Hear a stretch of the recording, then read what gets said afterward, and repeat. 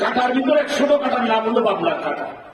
আপনি বাবলা গাছের একটা কাঁটা গাছ থেকে ভেঙে দিবেন, পুরো কাঁটাটা নিলেন, মাথাটুকু নিলেন। মাথা চিরা যারা বয়ান শুনতেছেন খেয়াল করে, এই কাঁটাটা নেওয়ার পরে মাথা থেকে পাততলা পর্যন্ত কিছু জায়গা আছে, যে জায়গাগুলো হলো শরীরের কিছু অংশ আছে যেগুলি সবসময় কাজে লাগে। সেই কাজে লাগা অংশের মধ্যে হাত, কাজে লাগা অংশের ভিতরে পা, কাজে লাগে চোখ, কাজে লাগে কান, এগুলি কাজে লাগে। কিছু জায়গা আছে যেগুলো সচরাচর কাজে লাগে না। ওই বাবলা গাছের ছোট্ট একটা কাঁটা নিয়ে শরীরের এমন এক জায়গা যে জায়গাটা সচরাচর কাজে লাগে না, এরকম একটা জায়গায় আপনি ফুটায় দেবেন। মনে করেন উদাহরণস্বরূপ বগলের মধ্যে ফুটায় দেবেন। এ তো খাইতেও কাজে লাগে না, দেখতেও কাজে লাগে। বগল তো বগল ভিতরে থাকে।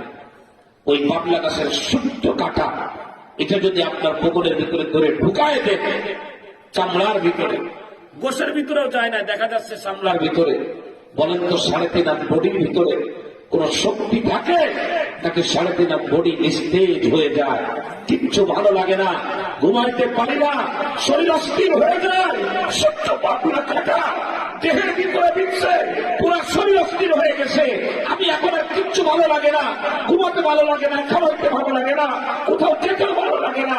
ও মুসলমান, সকালে চোখের গুণা, রাতে চোখের গুণা, সকালে কানের গুণা, রাতে কানের গুণা করতে করতে মুসলমান দুর্বল হয়ে গেছে। তাই এখন এতগুলো মুসলমানদেরকে মারে, আমাদের বলার মতো কোনো হিম্মত